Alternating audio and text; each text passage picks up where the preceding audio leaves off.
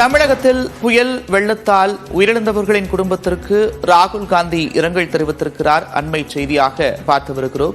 தமிழகத்தில் புயல் கனமழையின் காரணமாக உயிரிழந்தவர்களின் குடும்பத்திற்கு நாடாளுமன்ற எதிர்க்கட்சித் தலைவர் ராகுல் காந்தி இரங்கல் தெரிவித்திருக்கிறார். மழை நிவாரணப் பணிகளில் காங்கிரஸ் தொண்டர்கள் ஈடுபட வேண்டும் என்றும் ராகுல் காந்தி வலியுறுத்தியிருக்கிறார்.